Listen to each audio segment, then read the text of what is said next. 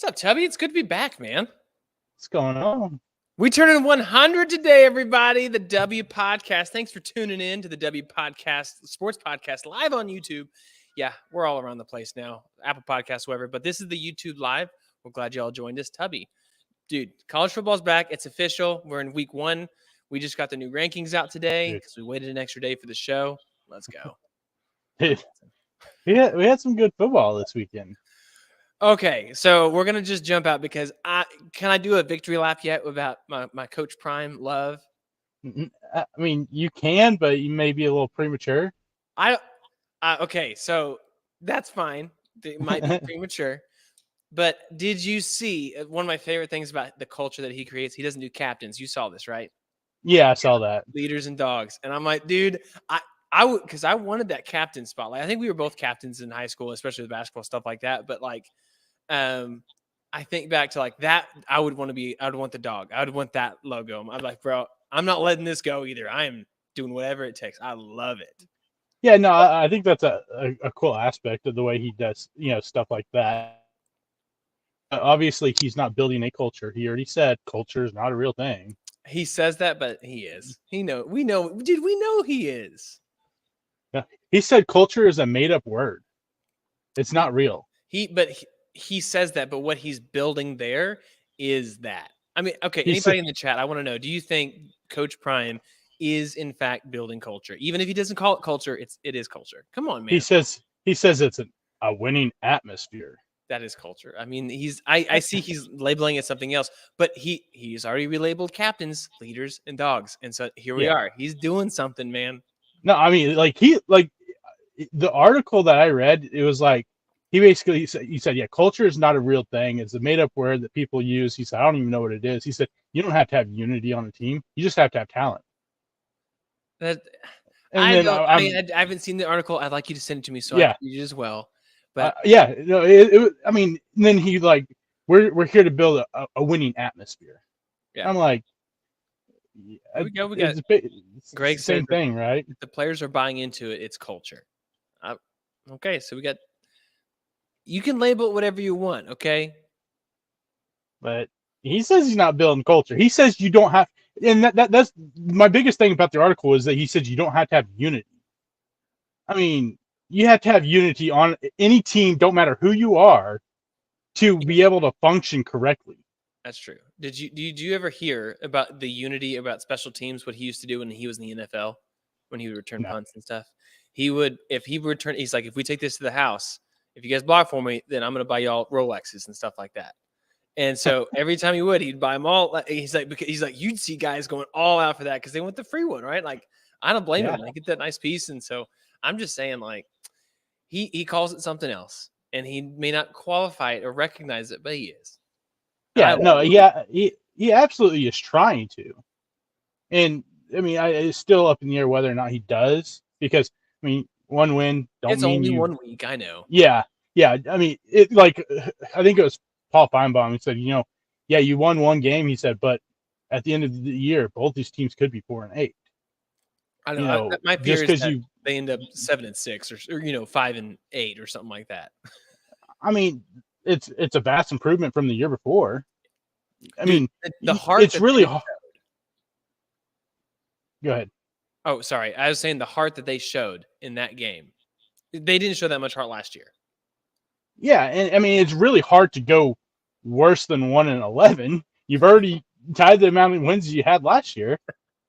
Yeah, but they also they had 3 receivers last year with 100 yards in a game. They had 4 in this game, which part of it that's on TCU. Like we were texting back and forth about it. We know TCU's defense isn't good.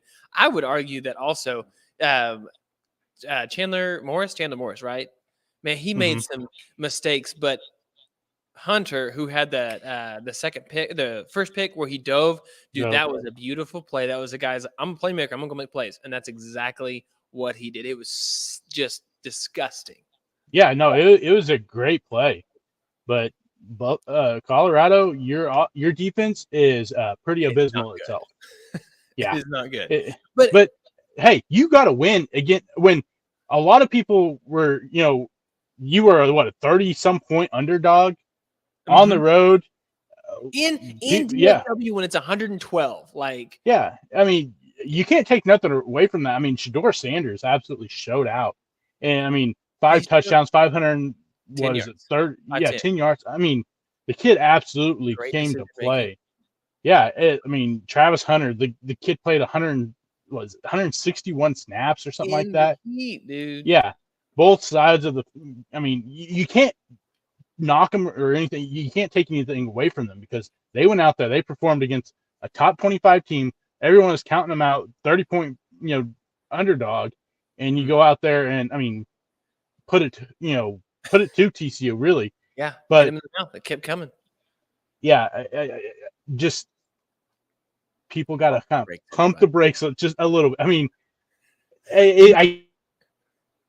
everyone wants to be excited, wants to be there because it's good for football because now everyone's talking about Coach Prime, Colorado, and it's good for them and good for college football to bring something different that we haven't had in a while. Yeah, But they're not national champion caliber team they're not right 100%. now, so just pump the brakes a little bit, folks.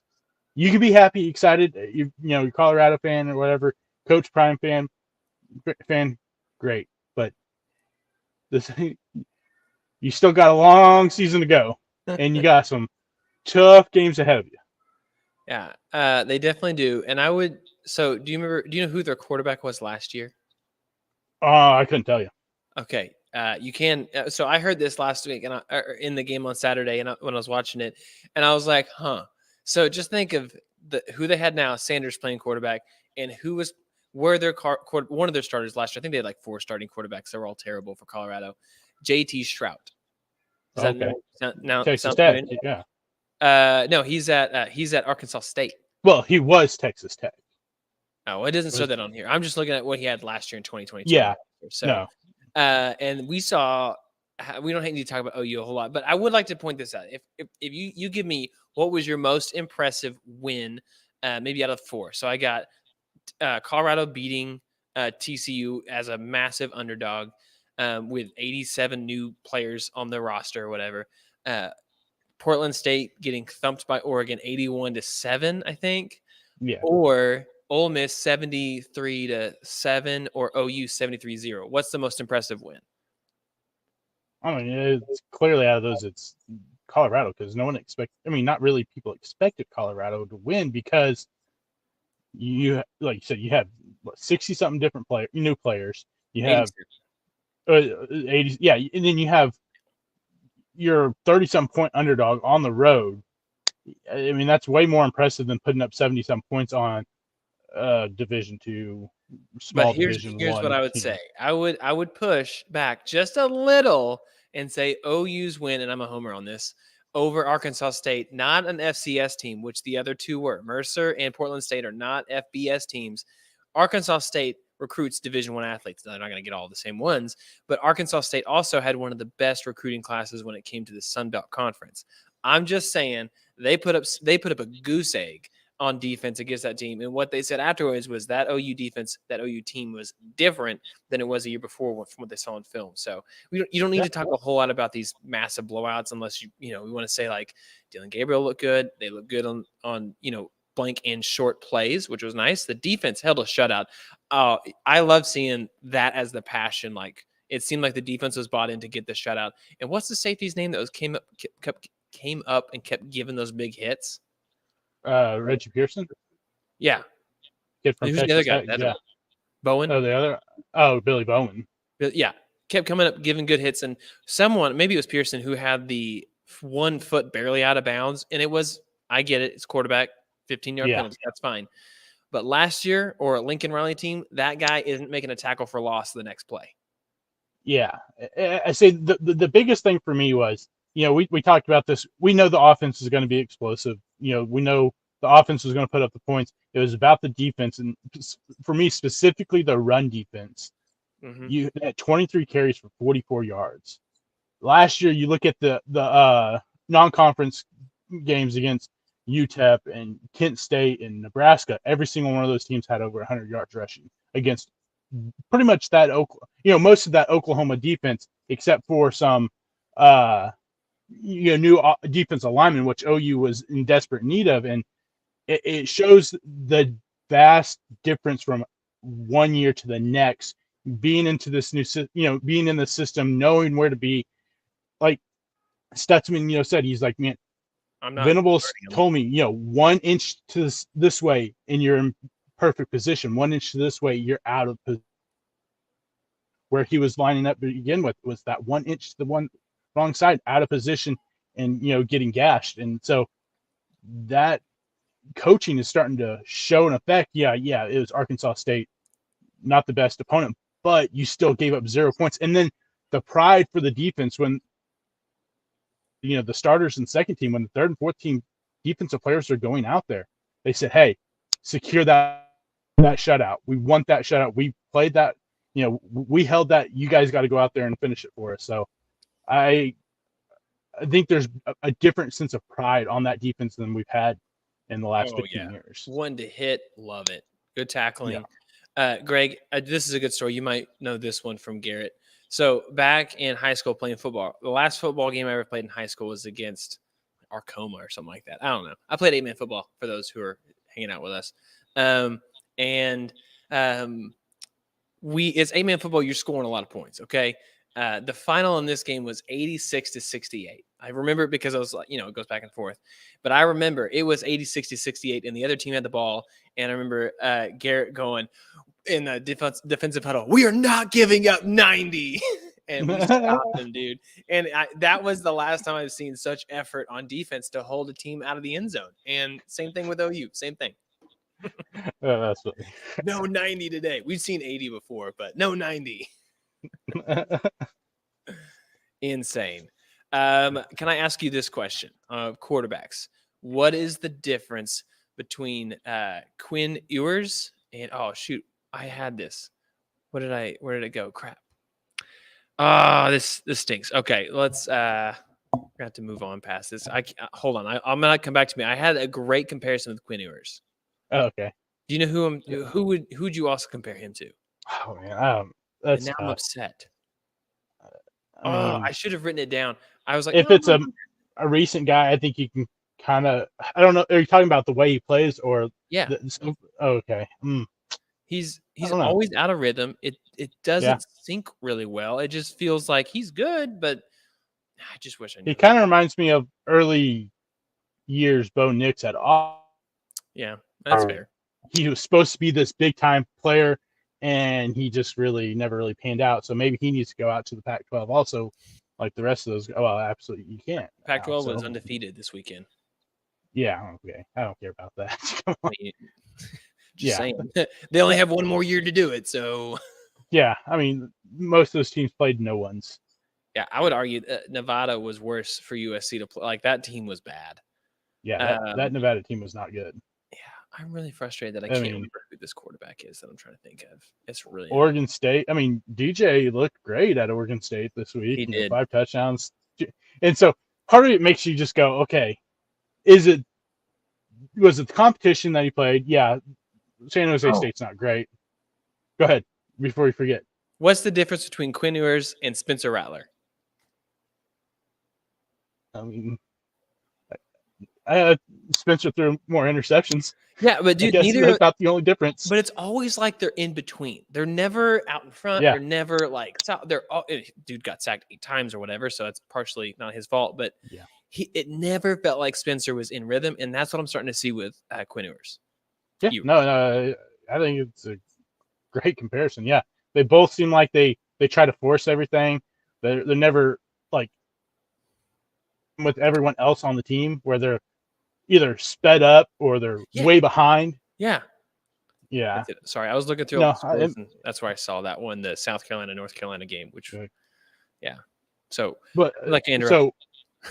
Oregon State, they played San Jose State, who USC played week 1. They played San Jose State way better than USC did. That quarterback looked like he played for San Jose State. Yeah. And on top of that, Oregon State was on the road in San Jose. Mm-hmm.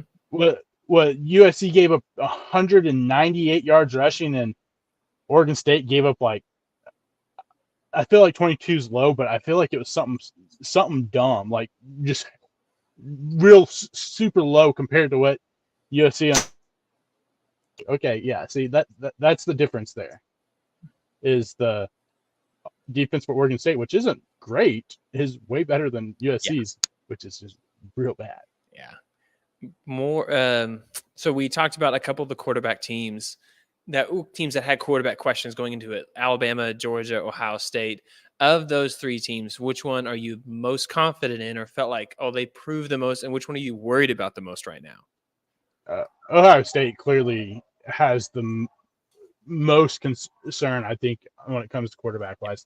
That team just looked out of sync. I mean, you have Marvin Harrison Jr., you have Emeka Ibuka, Julian Flemings. You have two really good running backs. And Marvin Harrison ended up with 2 catches for 19 yards. I felt like McCord was behind the 8 ball the whole game, was never in rhythm, which that would give me a lot of concern. I mean, you're playing against an Indiana team that isn't good. Yeah. And yeah, it is your first, start in college football against, conference opponent maybe that got into his head a little bit. I would say that I would have more concern there. I'm still not buying the Jalen Milroe. The 5 touchdowns, yeah, that's cool. But I want to see you be able to throw the ball with efficiency against a good team. So I'll go Georgia just because I think the system there is probably more suited for them because they are a run-heavy team. And he isn't going to have to worry so much with his play because the defense should be better than both those teams' defenses. Yeah, and Carson Beck was pretty good overall for the day. Mm-hmm. I don't think he really ran the ball much. Yeah, he didn't. He had 1 rushing touchdown. No. I didn't think he went off or anything like that. But yeah, it was one of those things that they had a slow start too, 17-0 at Mm-hmm. half. And you're like, oh, what is? I mean, are they going to start to spin the wheels a little bit, or what's going on? And excuse me, and they eventually got everything spinning right. But I would agree. I think Ohio State, that is tough. They had probably the weirdest matchup, obviously conference game on the road to start the year. But like you said, they have all the pieces around them to make it work well. What I found was crazy was Ohio State's defense. Not this isn't crazy, but they did a great job. Gave up like 150 yards. I mean, that's an incredible job. Couldn't pass, couldn't run against them. But it didn't feel like they were efficient in the run game either overall. Like they were doing a good job overall. Yards per carry was okay, but it was just not explosive. This did not feel like an explosive Ohio State offense, which definitely should with the skill position they have. I mean, you are replacing 3 starters on that offensive line. Mm-hmm. You're replacing left tackle, your center, and your right tackle. Probably the 3 biggest positions on the offensive line. You're replacing every single one of those. So, yeah, I think that plays into the run game not being as explosive as it should be with Mayan Williams and Travion Henderson in the backfield. But, yeah, I mean, I would feel the most confident with Carson Beck just because I feel like, yeah, you have a much easier system. Not everything is riding on you because whether or not Ohio State's defense is going to be this good the whole season, I think, we'll see. I still think Alabama's defense is susceptible. I think that I don't know. They're just in this weird flux right now where their defense the last 3 years haven't been good from what they should be with the recruits that they've got. I mean, you got Kool-Aid McKinstry, you got Dallas Turner, you got some good ball players there. But now you're down 2 of your starting safeties who both got hurt in this last game. So I don't trust Milroe. I want to see it against a good opponent before I buy into it. Yeah. Well, what's up, Colin? Welcome back, man. Good to see you here. I would agree. In this weekend, they get Texas. So thoughts on that game? I mean, it's at Alabama. Yeah. But like you said, Milroe versus in Texas, they were out of sync. We talked about what they were already. But Rice's quarterback is off. Their team is terrible. You know who their quarterback is, right, Rice? Oh. JT Daniel. Oh, yeah, I did see that. Yeah, dude's bad. What is he even doing in college? 6th-year senior, yeah. No, that team was rough. But I'm gonna give the slight edge to Alabama just because it is Alabama. It's Nick Saban. Yeah, I saw something with the Texas game where the offensive line, which should be one of their strengths this year for Texas, looked bad against a bad Rice team where they weren't able to, really get any movement on that offensive line. The run game was stagnant against a bad Rice defense. Yeah. If that's the case when it comes to Alabama, Dallas Turner, if he's able to tee off on Quinn Ewers, if that offensive line is not able to sustain like it should, it could be a long day for Quinn Ewers in that offense, and especially if you're not able to run the ball, because I don't look at Quinn Ewers and think that he's a guy that can win you. He can win you games without a run game. He had Bijan Robinson last year and Roschon Johnson. This year, you've got a lot of young backs in that backfield with a offensive line that underperformed this week. That's the case against Alabama. I'll give Alabama the slight edge, but I'm not sold on Jaden Milroe yet. I need to see more, and hopefully, some answers will get, or questions will be answered this weekend about what these teams really are. Yeah. Well, I like that. So real quick, let's go. We got to hit a couple more things real fast before we jump into our deep dive when it comes to fantasy football breakdown, because we got 2 drafts we're going to break down. But before we do that, we want to hit some more college football real quick. So let's look. Florida, how desperate are they? I mean, that was ugly. When you talk to the fans there, so we gave them that game. Okay. What game did you watch? Okay. Yeah, I don't think we watched the same games. I mean, they were also out of sync. It just was not. They didn't look like a good team. They were not disciplined. Lots of penalties, a lot of mistakes in the red zone. It was not good. Yeah, you brought in a Graham Mertz who was bad in the Big Ten, thinking that he's going to go to the SEC and be better. Yeah, Utah's not an SEC team, but Utah is a 2-time defending Pac-12 champion. Been to the Rose Bowl the last 2 years. A really good team. You expected him to go from one, a decent conference to the toughest conference in college football, and expect him to take a big leap forward and be this guy that everyone thought Graham Mertz could be back when he was getting recruited. You were sadly mistaken. Yeah. And it's probably going to be a rough year for you, and we'll see what happens if Billy Napier, how long they are willing to keep him. And I did like how I was listening to another OU podcast, and they were talking about how Arkansas State, you got one of those quarterbacks that you thought was good, but as a transfer quarterback that's actually bad.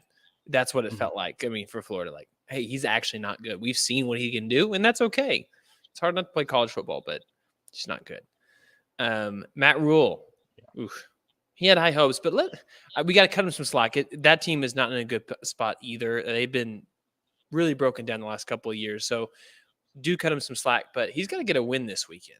He's got to get a win quick. Yeah, they ain't getting a win this weekend, more than likely. You're playing Colorado at Colorado. Prime's first home game as head coach of Colorado. Ready. Yeah. I'll say one thing. At least Matt Rhule's defense looked good. Mm-hmm. Jeff Sims cost you that win. I mean, Jeff Sims was terrible. You probably should have kept Casey Thompson because you probably would have won that game with Casey Thompson. I mean, you got the terrible throw in the back of the end zone to end the half.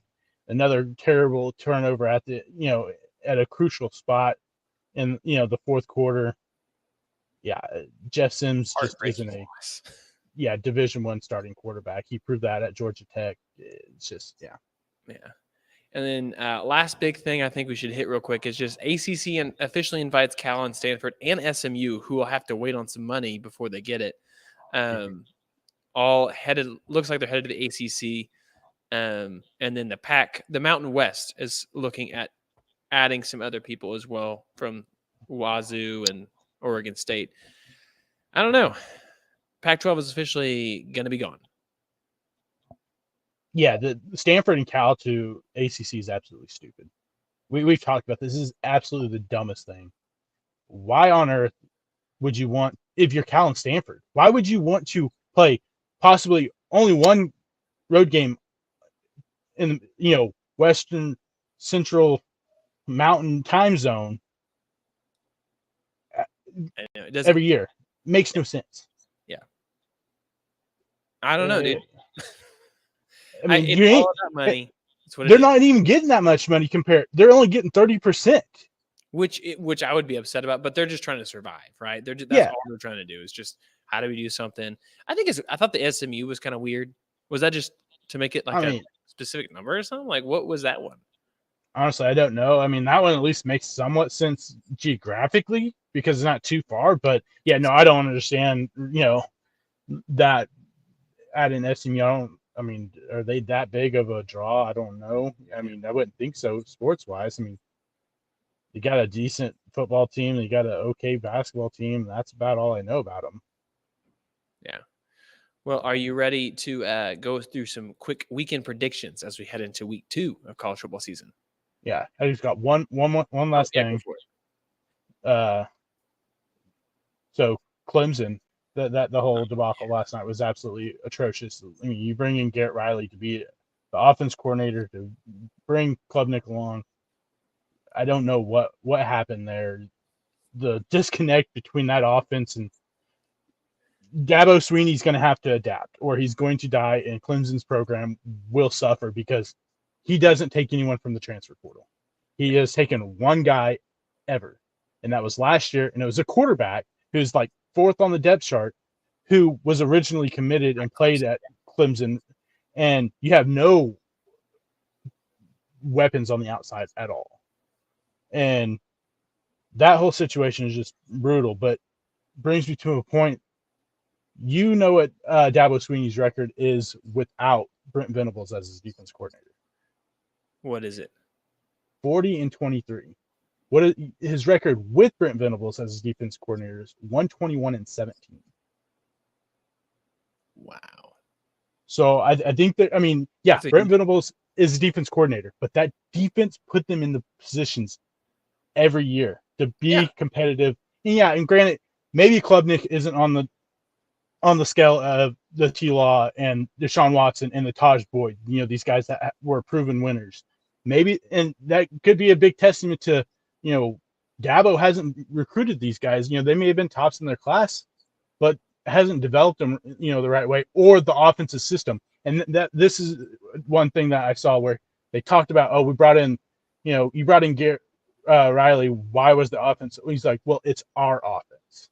That's a problem. You got your hand in, you brought this guy in who took a TCU offense, and was one of the most explosive offenses in college football last year. You brought him in for a reason.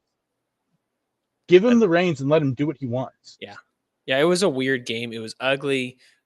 I mean, on paper, it does not make sense that they didn't make it, other than the fact that the red zone statistics show that they should have won that game. But look at that. Duke's now ranked. Who would have thought?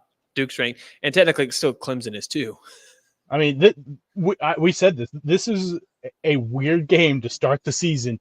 A Monday night, on the road, conference game against a good quarterback. Yeah. It was a recipe for something like this to happen. And it happened. I don't think Duke had either. They hadn't won a top 10 matchup, like not top 10 matchup, a top 10 opponent since like 89 or something like that. Like it had been a long time. I think it was 1984. 84, yeah. Wild. Yeah. So it was something crazy. Yeah. 30-some years. It hasn't happened. Yeah. All right. So here I'm gonna have you do the picking, okay? So you ready? Okay. And as we go through this, everybody in the chat, feel free to put your predictions in this one as well, especially if you got an upset on alert here. So I'm not going to pick some of the, let's just say I'm not going to pick Troy versus K-State. I don't really care. Notre Dame, NC State. Does NC State, are they able to roll on through? I don't think so. I think I like the NC State team, but I think Notre Dame, Sam Hartman is a dangerous team. We've seen Sam Hartman play great the first 2 weeks. I think we see it again week 3. I think they win pretty easily. Yeah. All right. We got Utah versus Baylor. Can Baylor bounce back? Another home win. 11 a.m. kickoff. Baylor's in trouble. You lose Blake Shapen. He's out for at least 3 weeks, is what it sounds like. Now you're going to a backup quarterback who was a backup quarterback at Mississippi State. Really never seen any run time. Utah should win pretty handily. Yeah, so we got in the chat too saying Utah all day. All right, so I'm curious. I wanted to put Clemson in there just to be fun against. I don't even know who CHSO is, but we're just going to go ahead and give that to them. Can Miami pull off? Huh? Is it Southern? Is it Charlotte, South Carolina, or something like that? Dude, if it Charleston, yeah. Charleston Southern Buccaneers, obviously, just rolls off the tongue. Yeah. All right. How about Tulane versus Ole Miss, the top 25 matchup? I'm going to say Ole Miss. I think Tulane. I'm not sold on them this year. I think they lost a lot of guys. I think they may be a little overhyped after the big USC win. I think Ole Miss will win this game. Ducky's over here saying Charleston Southern by 30. Put the money on that one. All right. I agree with you on that one. And I still like Jackson Dart. I do think he's a decent quarterback. Much better on that one. I do think Tulsa has got a brutal non-conference schedule after what they just won. They got number 8 Washington at Washington on the road, and then they get OU next week. So that's pretty tough. Yeah. There you go. Pull up the next one. Alabama, Texas. Who you got? Yeah, I got Alabama. I think I trust Nick Saban more. I trust what he does, even though I think that they have lacked over the last couple of years. I'm not sold on Quinn Ewers as a quarterback. I just don't think that he is a top guy like everyone thought, being the number one. I mean, he was a higher high school prospect than Trevor and Justin Fields and all of these big quarterbacks over the last few years. And he just hasn't shown anything to be that guy. And I think their offensive line, which should be a strength, has been, that first week was bad. You're going to play a much tougher defense in Alabama and much tougher, line. I think Alabama wins this. I think it'll be close, but I think Alabama wins. Yeah. Does Texas Tech bounce back from their disappointing loss to Wyoming against Oregon this week? Is that home? No. Okay. I don't think so. I honestly, I don't know what happened there. I don't know what the disconnect was in that situation. It was a weird, you're playing at Wyoming. It's a road game first week of the season, but man, you should have been way better than Wyoming. And I don't know. I just don't think that they have enough or have anything close to enough to beat Bo Nix and Oregon. No, I think that's a good point. We didn't really mention it, but any words for your LSU team here? Yeah, y'all suck. I mean, that was I don't want to say. I think that they had some big mistakes on the outside, costly drops, in times where, you're down 7, it's the end of the third quarter. He places one right on the money and you turn your head, drop it. Would have put you on the 5-yard line to start the fourth quarter, down 7. You score touchdowns, tie ball game. I think the Tide would have, wouldn't have turned like it did for Florida State. That defense for LSU, it's going to be a problem. The secondary, this was my main concern with LSU, is that the secondary doesn't have a whole lot of continuity with it. And that's going to be a problem if they cannot fix some of that situation. And on top of that, whoever the defense coordinator is it, or, and if it's Brian Kelly that's made this decision where you're playing Harold Perkins, is an absolute travesty. The dude is a monster on the end. I get you playing him, around kind of like the Micah Parsons role. Let him go after the quarterback like he is meant to be doing. Don't make him play rover. Yeah. And just run around. Have a plan where he's going to go. I agree. Ducky in the chat just says, is it possible to hire Coach Prime to run Colorado and LSU? Could be a first. He was a two-way player. He'd be a two-team coach? That's a great thought. I mean, maybe. I don't know how that's going to work on a Saturday. That'd be some scheduling conflicts more than likely. That might be, but he could work around it. It's Coach Prime, I think one time didn't he play, or is that Bo Jackson that played an NFL game and an MLB game in the same day? One of them. I know Deion did it. Did. Yeah. Well, hey, we'll see. Remember, like it was like last year we talked about being the first ever co-coaches. Remember that? Yeah. Somehow Pete Carroll still got a job. He heard us. He heard us and got scared. Yeah. All right, so we're about to do some fantasy football drafts. So for those who play fantasy football, we hope you do because it's a lot of fun. Every year, this is how this podcast started. Was we just took a league for the fantasy football that we were in, and we just broke down the draft. So the great picks that year, someone picked Tim Tebow. I think we remember that correctly, right? Yeah. Dumb decision. It was so funny.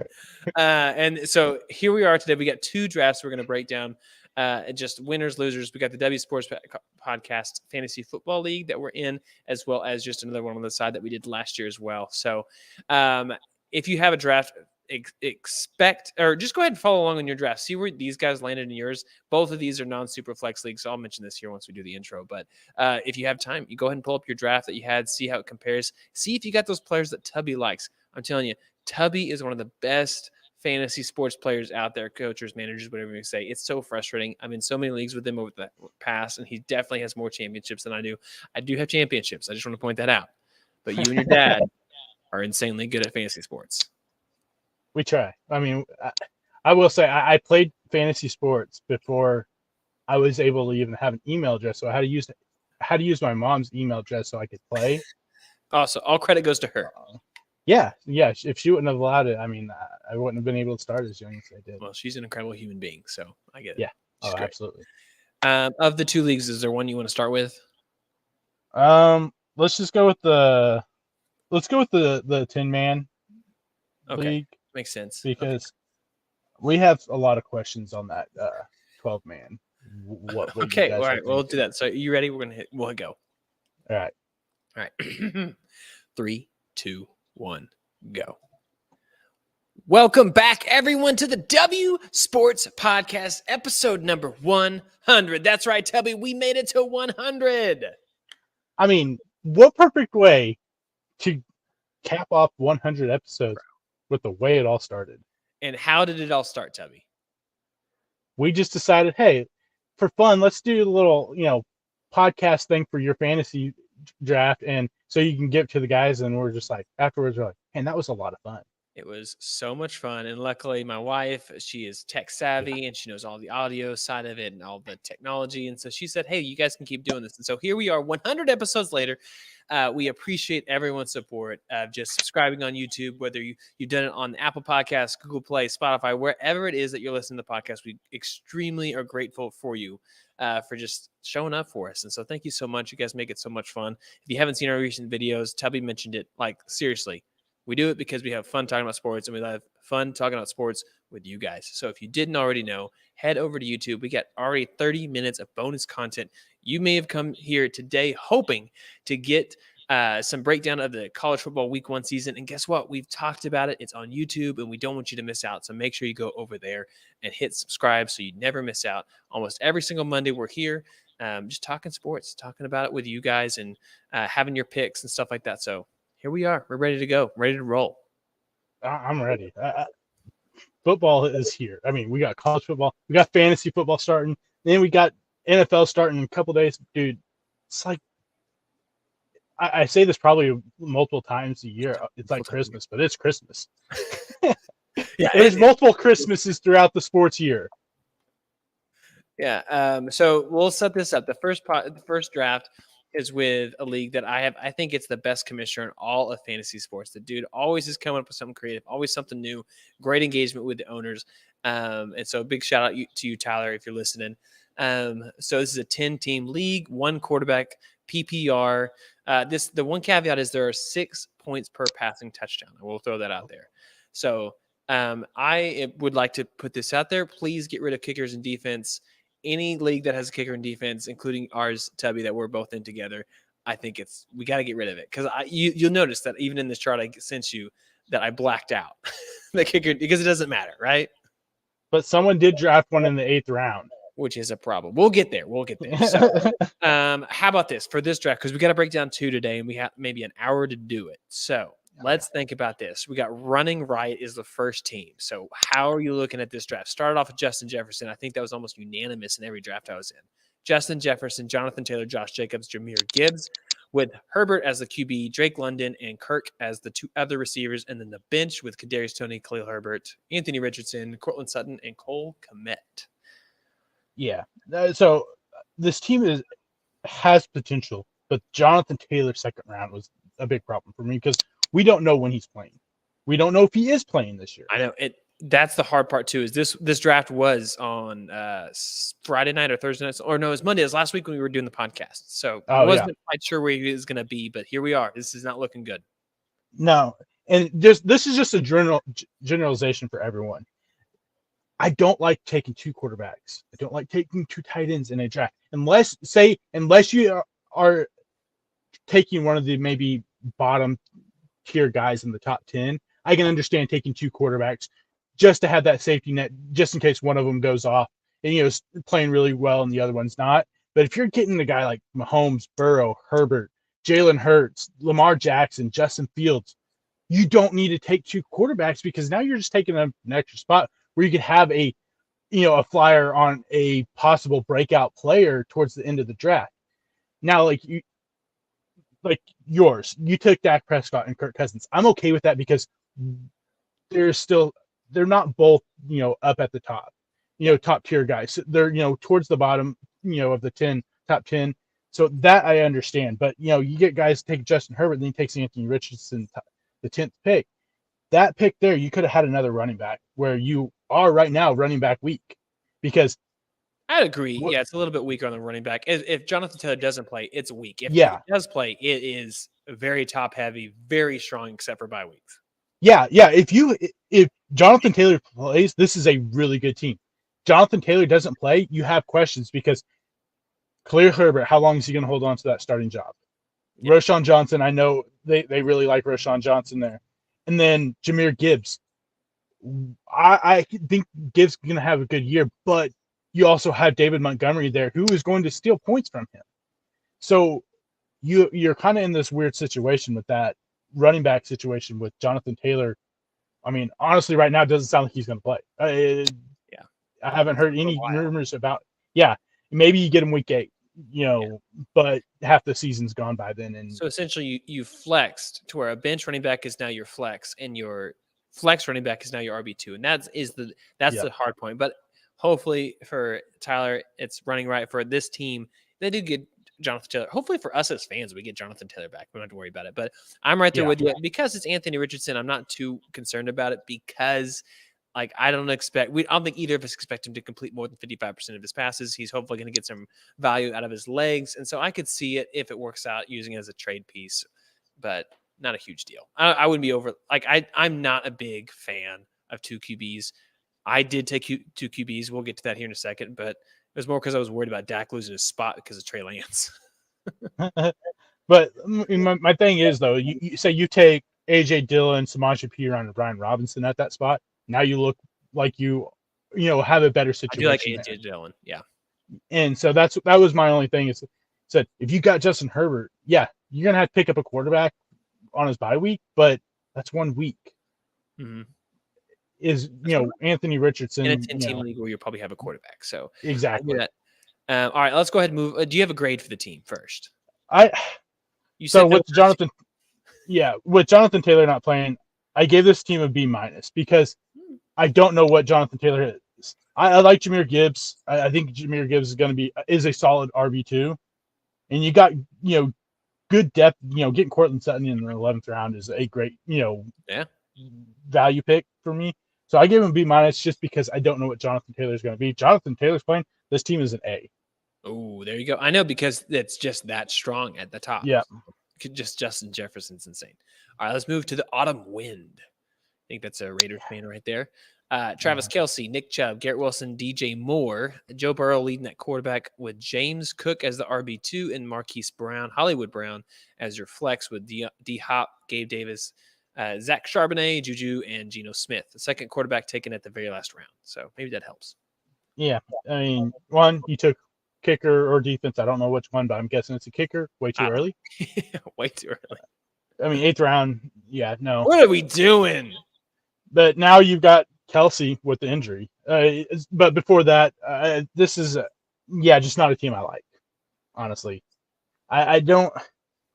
You don't have much running back depth at all. You got Nick Chubb, then you got the running backs. That's scary. Yeah, you got the upside of James Cook, but now your third running back, if something happens, is Zach Charbonnet, who is a backup to Kenneth Walker.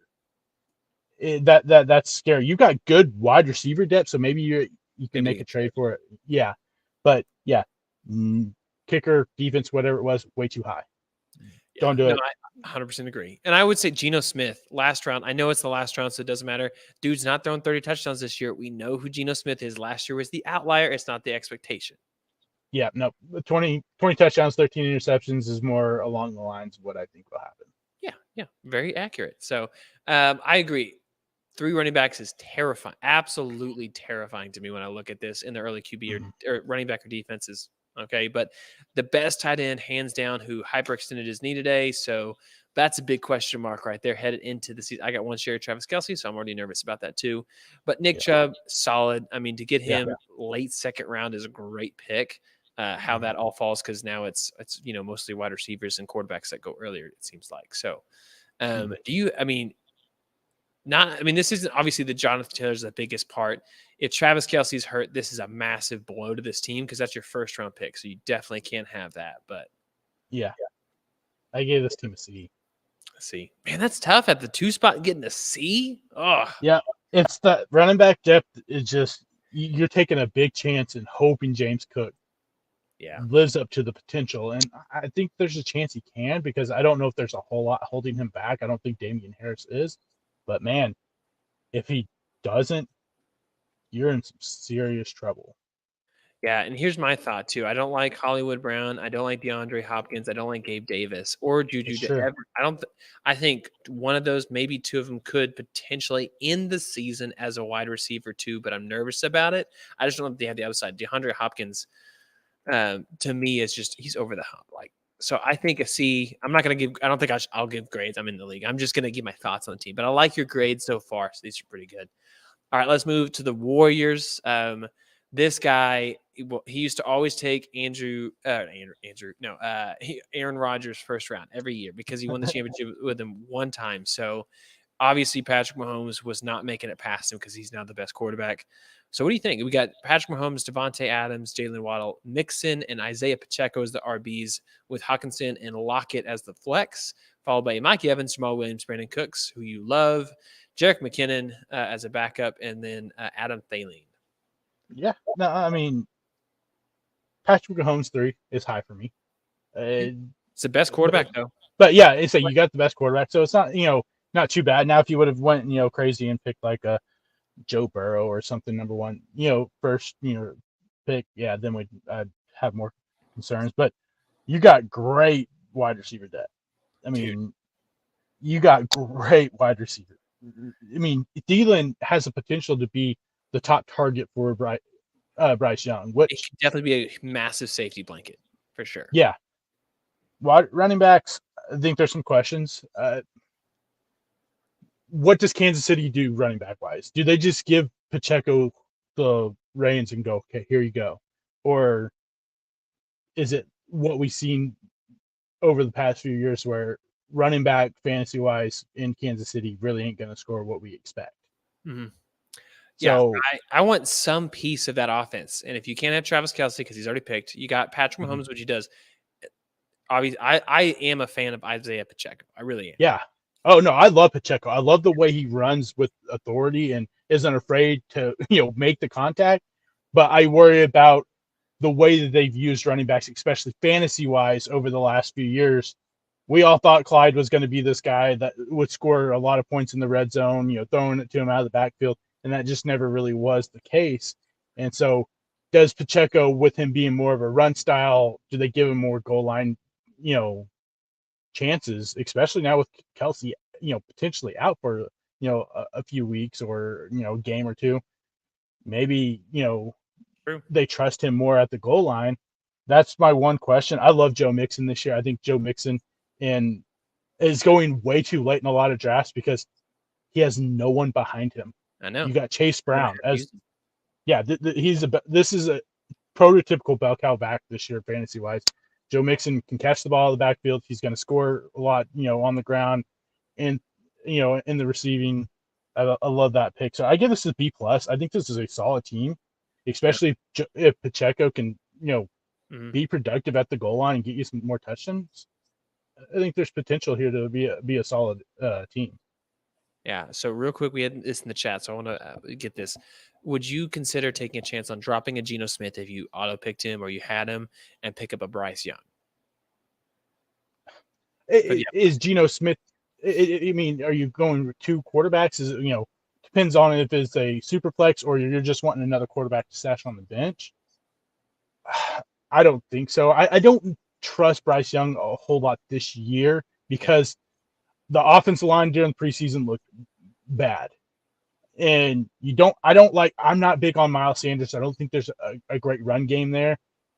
I think Bryce Young has a chance to be a good NFL quarterback, but I think year one, I would trust probably Geno a little bit more than I would Bryce. Or don't have a backup on unless you're a 12-team league or bigger in a super Yeah. Yeah, super flex. Yeah, All understandable. Right, if you're not, you don't need two quarterbacks. Yeah, we'll move on to the ball stars in the draft. Pick number 4, they had CMC, Saquon Barkley with Amon-Ra St. Brown and Deebo Samuel as their 2 wide receivers, and then Travis Etienne as their flex with Christian Watson, James Conner on the bench, Evan Ingram, Tua Tagovailoa, Quentin Johnson, Zay Flowers, Elijah Mitchell, and Brock Purdy. They did not take a kicker or defense, one of the 2. So one of those guys is gone. Yeah. So I would imagine probably Brock Purdy or Elijah Mitchell probably get cut. But I mean, this is a solid team. I like this team a lot. You got great running backs. First 2 picks, get CMC and Saquon in the 6th round. I like Etienne too a lot. Yeah. You get ATN. Then you've got Amon-Ra St. Brown, who I think is going to have a massive year.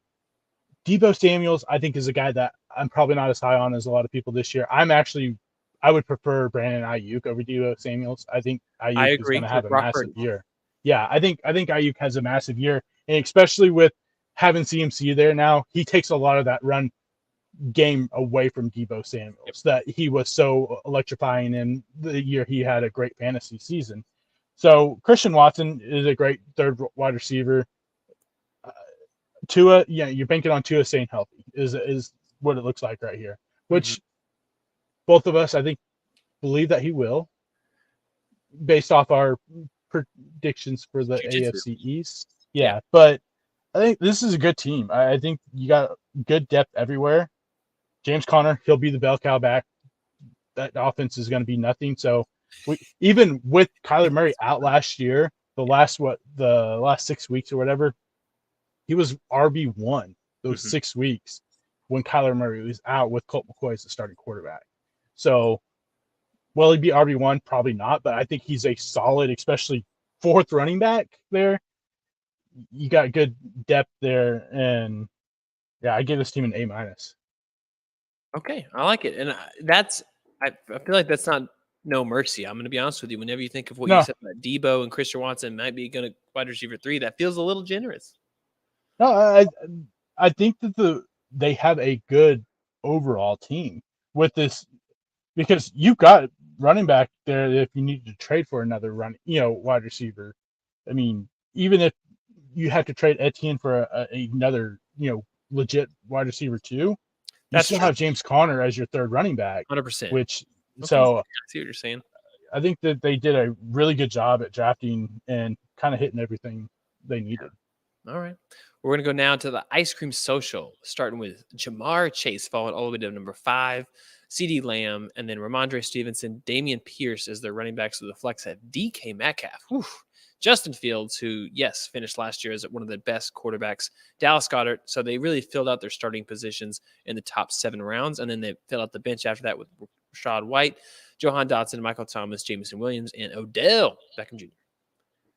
Yeah, no, this team, like the Warriors, they have a great depth of wide receivers. Oh, yeah. I mean, Jamar Chase, CeeDee Lamb, DK Metcalf, Jahan Dotson.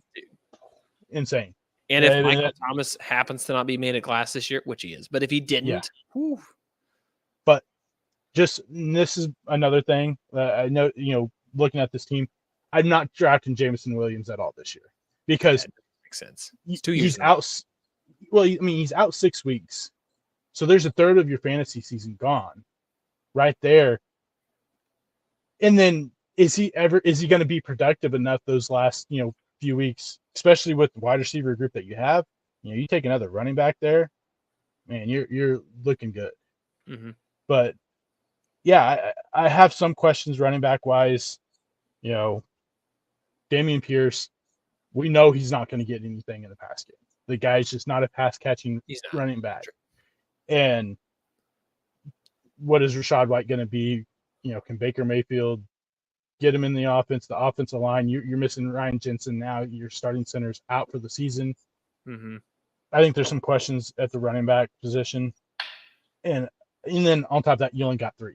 You only have 3 running backs. I like, for me, I like to try to make it even as possible. Either 5 running backs for wide receivers or vice versa, just so I know I'm covered just in case something happens. Yeah, and I just changed Jameson Williams to Brian Robinson. Exactly. You're like, I'm loving it now. This is great. This guy could be a potential starter for his team. Yeah, even Samaje Perine, I think, is much better than Jameson Williams there, just because I think Perine is going to be a big part of this offense in the passing game. And I'm big on Brian Robinson this year. So, yeah, you exchange that, man. You got much better depth at running back. I gave this one a B+ because of the fact that I'm more worried about the run game with this. I mean, Damian Pierce, PPR league, isn't going to score a whole lot of points. Yeah, he's going to be a bell cow back. But, what do we get? I mean, he got banged up a lot at the end of the year last year because he was the only offense they had. And can Rachaad White, be enough in the pass game? Because I imagine that's where he's going to get most of his points. He's not a prototypical running back. And great thing for him, though, is Baker Mayfield did check down to the running back more than any quarterback last year. Mm-hmm. But what do we get from that team where we're not quite sure what's going to happen offensive-wise? So he could have probably went a little bit somewhere different, Etienne instead of Metcalf, since you already had CeeDee Lamb, Chase, and then take Dotson or whatever. I think you're setting yourself up better. But I think this is a solid team that could compete. Yeah. Oh, yeah. So far, the first 5 picks out of 10. And is your favorite? Is it still the Autumn Wind? Is that what we had? That's your only No, right? No, Autumn Winds was the worst. Oh, they were the lowest. Justin Ball Stars. Ball Stars. Wow, that was your only A? I thought. Yeah. Okay. All right. I said just the if Jonathan Taylor plays, that was is what I was A. confused with. Okay. Yeah.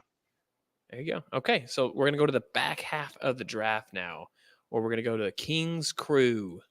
Austin Eckler, Bijan Robinson as the starting running backs, with Chris Olave, Aaron Jones as the flex, Trevor Lawrence, Darren Waller, and then Chris Godwin round out their starters with Pickens, Deshaun Watson, Antonio Gibson, and Sky Moore with Dalton Schultz on the bench. The guy's got 2 tight ends. What is he doing? Yeah, don't need 2 tight ends. You don't need 2 quarterbacks. You definitely don't need Deshaun Watson. This is the only team that drafted 2 tight ends. Yeah, the rest of the people were smart and only took 1. No offense. But, yeah, you only need 1 tight end, especially, I guess maybe he was worried since he does have Darren Waller. Darren Waller does have a lot of injuries maybe. But, yeah, Deshaun Watson, you could have cut that out. And I like the running backs. I think Eckler, Robinson, Aaron Jones, Antonio Gibson, I think 4 solid running backs. I have questions with the wide receiver group. What is Chris Godwin going to be, with Baker Mayfield? I think there's a lot of questions when it comes to players for Tampa Bay this year. Yeah, but I do think he'll be number 1. Yeah, I think so too. I think he will be, but there's still that question. Quarterback-wise, if Baker plays like he did with Carolina last year, I don't think Kyle Trask will be any better. No. You're looking in for a long season, especially if you're banking on him being your wide receiver too. It could be an issue. I'm big on George Pickens this year. I think I like what I've seen with him and Kenny Pickett this preseason. I think that they have built a great relationship, and I think he'll be a touchdown guy. But yeah, you cut out Deshaun Watson there, and you go Deontay Johnson instead of Deshaun Watson. Yeah, I like that too. Yeah. It's hard to go Deontay Johnson and George Pickens back-to-back picks, though. Same team. But I can see like you said, the Michael Pittman or Jackson Smith and Jigba or something like that. Yeah. I think Deontay Johnson is getting very undervalued because he had no touchdowns last year. And I don't think that happens. Yeah. He had 4 or 5 touchdowns the year before. Mm-hmm. I imagine that this year he's going to score some touchdowns. I expect him to be closer to that fantasy value a year, not last year, but the year before that. And people are getting them real late, and I think that the value there is actually a lot higher because I think PPR league Deontay Johnson is someone who's going to catch a lot of passes. Yeah. I do So like this team's running backs overall, though. yeah. I think it's 4 solid running backs. I know he didn't get 5, but 4 is there. So what's the Mhm. grade for King's Crew? So this is my second A. I He's gonna be so happy. like it because I like the potential. You said I think Pickens, even if Godwin isn't quite what Godwin really is, I think Pickens could pick up that slack, and he's one of my sleepers this year, fantasy wise, where I think that he could put himself in that wide receiver 2 potential fantasy wise. Yeah. Okay. I like it. Let's move on to Batman Incorporated. We got their first round pick. It was Stephon Diggs, Tony Pollard, Jalen Hurts, Amari Cooper, Keenan Allen, and we got Alexander Madison. That is their starters, along with David Njoku, who was taken a little bit later. We got Brandon Ayuk, Alvin Kamara, DeAndre Swift, and Zeke with Daniel Jones as a backup quarterback. I'd just like to point out that Colin in the chat said he would take Zeke in a hot dog eating contest. Probably not. That's pretty good. He's probably going to stand a good chance. So once again, you only need one quarterback. You got Jalen Hurts. You don't need to draft Daniel Jones. That's true. Jalen Hurts. Yeah. So good. Yeah. But I don't like the running backs a whole lot. I like Kamara in the 8th round. I think is a great pick because he's only out 3 weeks, and the potential is there if he is healthy. And you got a better quarterback this year, he could put up some points. I'm not big on Alexander Madison like I think a lot of people are. I'm scared of Alexander Madison. He's had 4 games in his career where he's been good, and he's a backup running back who has had injury problems while he's been in the backup. And he's already got injury problems this year. You know, in the preseason, he barely played. I don't even know if he played preseason. I know he was out most of training camp.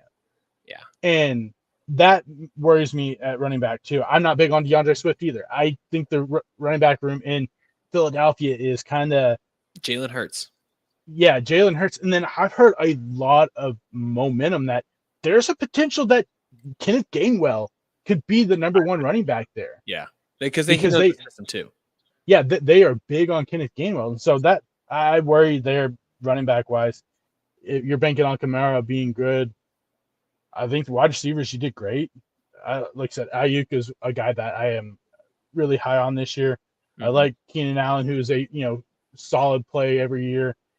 Cooper, decent, solid. Stephon Diggs. I gave this one a B+ because there's potential, but I'm not sure on Alexander Madison is my biggest question being your RB2. Yeah, that is a little bit nerve-wracking, but he only has got to be that for 3 weeks. And if you can weather that storm, go 2-1 with this team, and then you get Kamara back, I think that looks pretty good. But I think the floor is pretty – it could bottom out if you're not careful. If Kamara, gets hurt, if Madison doesn't really work out, if DeAndre Swift doesn't take the starting spot, if Zeke really is the Zeke that we've seen so far, then okay, well, this team looks like it could struggle, but the potential's there. And so I like the grade they gave it too. So yeah, I mean, and I think there's still some questions out on Tony Pollard too. I mean, he's explosive. You are now the go-to guy. Yeah. And you have to be that go-to guy. He got hurt at the end, at the end of the season last year. Hopefully, injuries don't, start taking over for him. But I think there's still some questions there running back wise. Yeah, you're banking on Kamara being what Kamara was a couple of years ago. Last year wasn't the case. Yeah, he's got a better quarterback this year. So hopefully that is able to, even itself out. All right. Well, no mercy now for the Mosby boys. This is my team. All right. So we got Tyreek Hill, Derrick Henry, Devontae Smith, Najee Harris, Kenneth Walker as flex, George Kittle starting tight end, Addison on the bench with Javonte Williams, Tyler Boyd, Zay Jones there, and either Dak or Kirk Cousins, like you said already. Double tap that right back and forth, mostly because I was worried that Dak's going to throw too many picks and is going to lose his spot. And Kirk Cousins has 18,000 great receivers. That was my logic. I think you did great the first 5 picks. Yeah, he doesn't like 5 or 6 picks. It's not that I don't like. I like Addison as a third wide receiver. I don't like the 2 guys at the bottom. Oh, as you're, just in case if Addison say he doesn't, play well, or I think there's for me. I have a lot of questions about Kenneth Walker because I like Kenneth Walker. I'm still no. Makes sense. I drafted the guy, so I'm biased. I think he is a good player. I'm worried about injuries. He's hurt. He was hurt, all off season. He got hurt at the end of the season last year. And now you draft Zach Charbonnet in the second round. They didn't draft Zach Charbonnet in the second round just to not do anything. Yeah, and they so, do like Zach Charbonnet. Yeah. So, I like Derrick Henry. I think Najee Harris has a big bounce back year this year. I gave your team a B plus. I like the potential there because I like Tyreek Hill. I like Devontae Smith. I like George Kittle. Like that, the first 6 picks I love. I think is a great, and I think and I'm really big on Javonte Williams. I think Javonte Williams is a guy that is going to have a big year, healthy. If he's healthy, and I know people are going to go, Dak Prescott, Kirk Cousins. Dak Prescott and Kirk Cousins were not much different from quarterback 6 to quarterback 9 last year. It was like a difference of 8 points. Yeah. So that's the difference of taking T-Law last year in, I think, Dak Prescott or Kirk Cousins that year. So, I mean, you're not taking a whole lot. And so I think that you're fine quarterback-wise. Tyler Boyd, Zay Jones, I'm not. Yeah, Tyler Boyd, give me a piece of that offense there in Cincinnati. If one of them gets hurt, that was my thought. And it's late pick. For the record, yeah. I thought there were 13 rounds, not 14. And I was like, I'll do kicker defense second to last round and then get the pick of whoever I want in the last round. Because that's what and then I was like, you got to be kidding me. I'm 2 rounds early. I feel like an idiot. So that on top of back-to-back quarterbacks, I felt like a dummy. But either way, George Kittle, I think if he can stay healthy, which is a big if, guess who loves George Kittle? Brock Purdy loves his tight ends he has all through college. So I appreciate you critiquing my team well. Okay. Yeah, no, I love the George Kittle. I think a lot of fantasy drafts this year have George Kittle way low. Mm-hmm. I think George Kittle, you look what he did those 7-8 games with Brock Purdy last year, and he was one of the top. I think he was tight end 2 those 8 games with Brock Purdy. If he's healthy, that's exactly what we're getting this year because that is going to be his safety blanket, his George Kittle. And you've got Deebo Samuel, Brandon Ayuk, Christian McCaffrey to worry about. Oh, wait, we forgot about George Kittle in the middle of the field. Yeah. And for the record, with the pick that I got Jordan Addison, I wanted Brandon Ayuk, who went right before. And that was the guy I circled. I was like, let's go. And but I do believe Jordan Addison. I think he's gonna have a good year. I think he's gonna end up.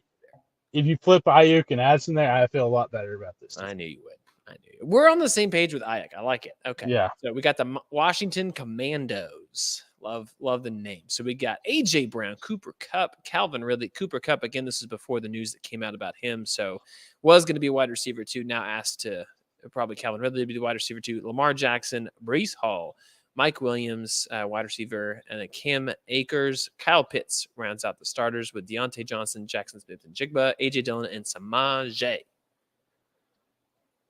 I hate the running backs.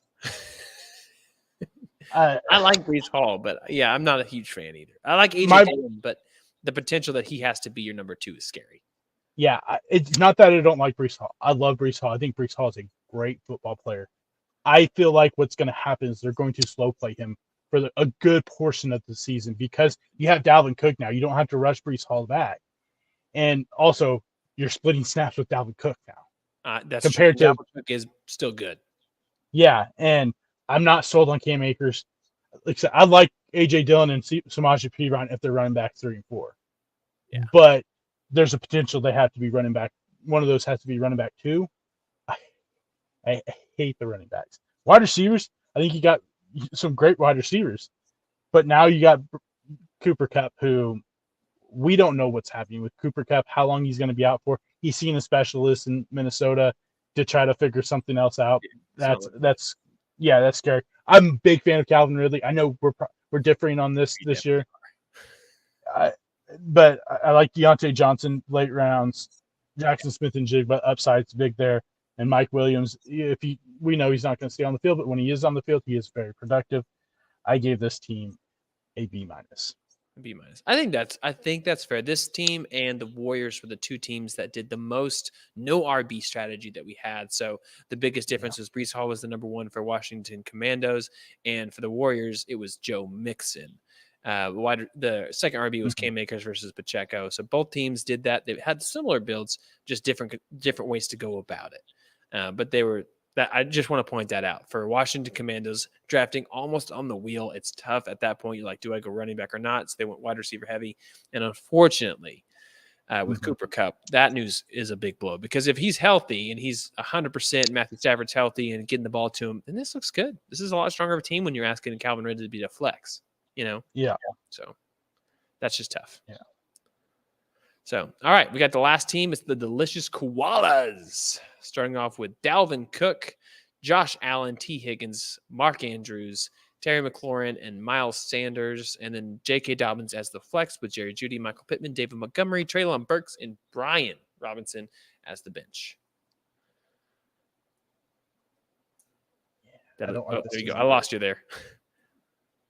Oh, sorry. No, I don't. I'm not a big fan of this team either. I don't like a lot of this team. I will say he did mention that he was having an issue with connection, and the NFL. I don't know if you drafted on NFL. This is an NFL team. It did have a weird setup this year where it was mixing some stuff up. So I think that was what he expressed some frustration with. But this is his team, and he was the champion 2 years ago, so he has the potential. Yeah, I don't like Miles Sanders much. You on J.K. Dobbins. I think David Montgomery. I think he's decent, but I think there's a chance that we see him get injured. I like the Brian Robinson at the very back end, your draft there. I don't like the wide receivers. T. Higgins is a good wide receiver. Terry McLaurin, he's hurt. Going to the season. I have shared Terry McLaurin. Yeah. Jerry Jeudy, he's hurt. Mm-hmm. I don't like Pittman. I don't like any offensive-wise players for Indianapolis this year, especially wide receivers with Anthony Richardson being the quarterback, and I don't like Treylon Burks because I don't like Ryan Tannehill. So, yeah, I gave this team a C. Ugh. Yeah, it's tough. Yeah, I think that's tough. I'm still okay with Michael Pittman. I will point that out, as you'll see in the next draft as well. I did take Pittman because he is going to be the number one target for Anthony Richardson. So sometimes you just look at it and you're like, yeah, I know he's not good, but the one caveat is someone's got to catch the ball, and if someone's going to get 6 touchdowns and 100 yards or 1,000 yards, who's it going to be? It's going to be him. That's my thought. I mean, but we all saw this last year though with Drake London. It's true. He had this huge target share where he was top 5 target share, but fantasy wise it didn't work out because they didn't have a quarterback. And I think that's probably something that happens with Michael Pittman this year and the position players for Indianapolis, because I'm not sold. I'm not bought in. I don't like Anthony Richardson. Yeah. So it sounded like, correct me if I'm wrong, Delicious Koala's got the worst grade of a C. Them and Autumn. And the Autumn Wind. Wow. Mm-hmm. Okay, so who had the top pick, the top overall grade? Top overall grade, I had, pretty sure it was King's Crew. No, it was tied between them and Ball Stars. I think they both I had A's on both of them. I'm going to lean more towards King's Crew because I like the better potential like wide receiver wise. I trust Chris Godwin, I think, more than I do Deebo Samuels right now. Okay. Well, let me point this out to those who can't see it.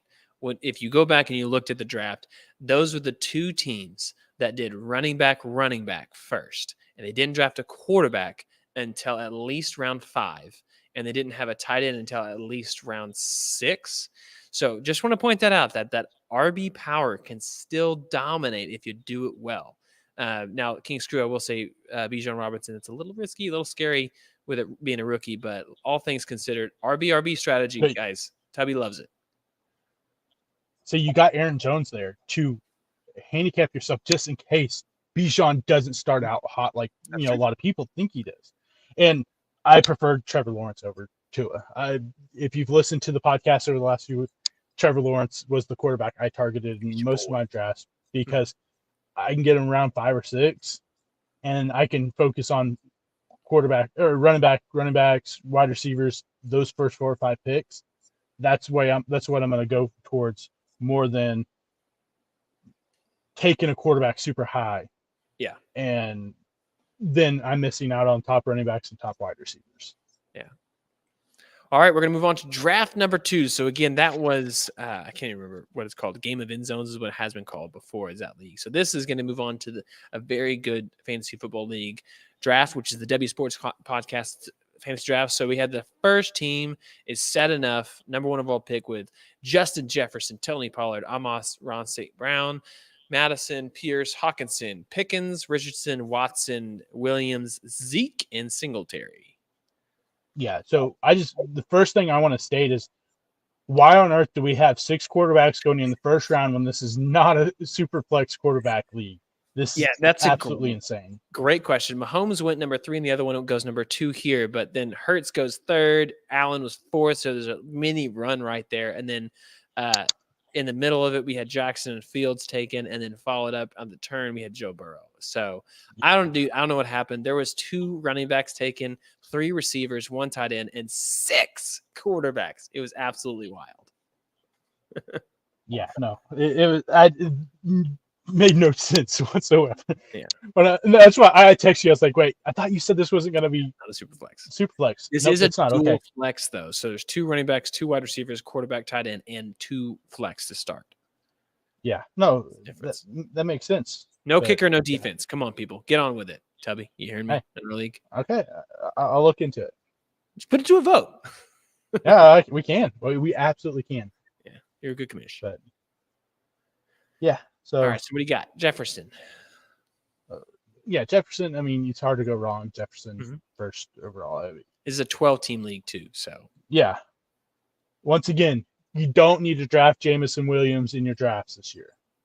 He got Jameson Williams. Yeah. I'm not big on this team. I don't like running back depth at all. This is kind of similar to one of the other ones where they had Madison and, a couple other guys. I just feel like PPR league, you're missing out a lot with Pierce. And then I'm not big on Madison. I think wide receiver depth, you got decent wide receiver depth with your top 3. After that, not a whole lot. Yeah, I gave this one a C. I don't like this team at all. I figured you wouldn't like the quarterbacks. I understand what you're saying with the running backs too. That is pretty tough on the PPR league. This is very dominant with Jefferson, Pollard. If they can ball out, then you may not even have to worry about it. If Richardson and Watson, one of them can, strike gold, they could lead this team. And Hawkinson was no slouch last year with Minnesota. So no. I see what you're saying though. The floor is what you're more concerned about right now. Yeah, I think that there's a very good chance that, the floor could be one of the worst because of the potential with Madison. Said he's a backup running back who has been injured as a backup running back in his career, and now he's already injured. Just didn't really have a training camp. It worries me a lot that he's already banged up and the season hasn't started yet. And then Dameon Pierce, he's going to lack when it comes, catching the ball. I like Pickens. I like him on Ross St. Brown. I like Jefferson. You waited a little bit, take a quarterback. I think, can be a, risky thing. Hopefully, for you, Deshaun Watson can be somewhat, but close to 2020. Yeah, not big on the quarterbacks. I don't like Watson. Yeah, don't like Watson. Don't like Richardson. So yeah, this is a C. Yeah, what was wild was 6 quarterbacks in round 1, 2 quarterbacks between round 1 and round 8. It's crazy. So yeah, big dry spell when it came to quarterbacks there. So all right, let's move on to the second team, Stover 957. Excuse me. Patrick Mahomes, Mark Andrews, Jalen Waddle, DeAndre Swift, D-Hop, Cam Akers, Hollywood Brown, Dak Prescott, Odell, Khalil Herbert, Schultz, and Warren. Jalen Warren from Pittsburgh. Yeah, no, not feeling this team either. I feel like I hate the wide receivers. I hate the wide receivers. I like Jalen Waddle. I love Jalen Waddle, but Tennessee is where old receivers go to die. DeAndre Hopkins, Marquise Brown. Is it Clayton Tune or is it Joshua Dobbs throwing him the football? And now you got Odell Beckham as your other wide receiver. You're in desperate need of wide receivers. Running backs, same exact thing. You're in desperate need of running backs. I'm not sold on Swift, not sold on Akers. I like the Jalen Warren at the back end because if something does happen to Najee Harris, at least you got his backup. But Yeah, this is a team that I gave a C- to because I think this is bad. Yeah. Well, I mean, two tight ends, which you're not a fan of. Mark No. Andrews, though, is pretty injury prone, so it makes sense to get a backup tight end, maybe. So Dalton Schultz going with a rookie quarterback there, so that could be a good backup. And it was late in the draft, but I think I get what you're saying with the weaknesses there. Yeah, I mean, and then plus you took Dak Prescott too. I mean, you could a running back, wide receiver, something. You should have passed on Mark Andrews, took Josh Jacobs, Ramondre Stevenson, Etienne, Joe Mixon, any of those running backs that went in the next round. Mm-hmm. You should have took instead of Mark Andrews Yeah. because you need running backs. Running backs are bad. I don't like the wide receivers. Yeah, this was probably the worst team for me. Yeah. Oh wow. So far, it is the worst grade at C minus. So, all right. Well, there you go. He's a 2-time winner of this league, so maybe he's like, oh, man, my reputation will hold it up. We'll see. We'll He has see. won it We'll twice. see.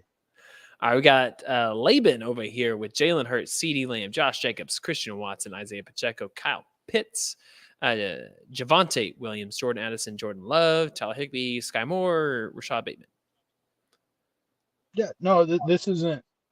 So far, this is the best team so far through the first Of the three. three. Yeah, I like Jacobs' third round. I think is a great pick because, I mean, he probably should have went first round, second round because he is clean. Uh, Christian Watson is wide receiver 2 in a 12-team league. I don't think it's bad. I think it's solid. I like the potential Pacheco. I like Javonte Williams. I would have preferred another running back somewhere instead of Tyler Higbee or in Jordan Love. Even though I'm a Packers fan, I like Love. I think that could have went a couple of different directions and got you another running back in there or another, those two spots. Yeah, I'm a little worried about Hurts. I only mean, having 3 running backs in a 12-team league. yeah.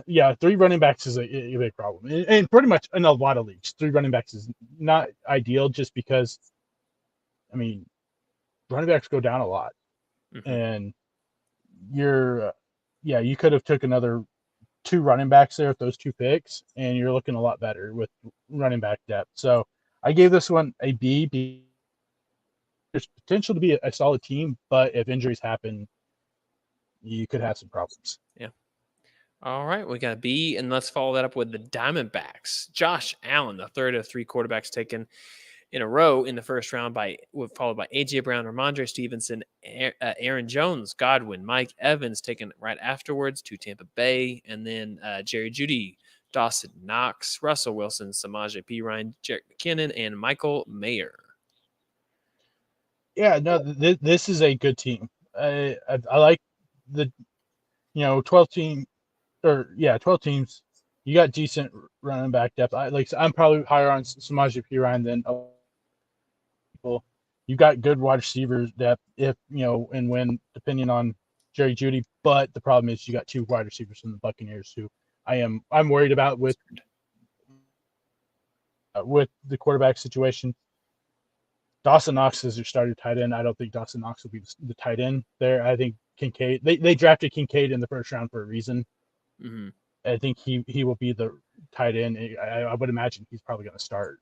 Yeah, the biggest So thing I would have loved to have seen on this team is to instead of go with Mike Evans, you get Brandon Ayuk or maybe where was it? Christian Kirk, one of those 2 guys. Kirk, yeah, no, absolutely. Or I mean, yeah, I would have even rather have had George Pickens or Yeah. Mike Williams because I think that you got better offenses there than the potential. I mean, you got the better wide receiver in Tampa Bay. Go with another one other than Mike Evans, George Pickens. Yeah, I said there's What was the better grade? options. I gave this one a B also. A B also. Okay, so still Yeah, I Laban gave has this the one best B. grade. Right? Yeah. All right. So we're gonna go to Well, Arnold. it's tied, but I would Laban's team, Okay. even with the 3 running backs. Okay. Yeah. So far it's tied, but there is a weakness there. So we got Arnold 1-4. We got Tyreek Hill, Herbert, Chris Olave, George Kittle, Miles Sanders, Breece Hall, Mike Williams, Cole Kmet, Aaron Rodgers backing up QB with Brandon Cooks, Zach Charbonnet, and Alan Lazard. Your boy. So can you Can you guess what I'm going to say about this team? Why do we have 2 quarterbacks, 2 tight ends? I hate the running backs. You hate their well, yeah, there's only 3. Uh, Miles Sanders, Breece Hall, that's brutal. and then Zach Charbonnet to round it out. This is the second time, both times.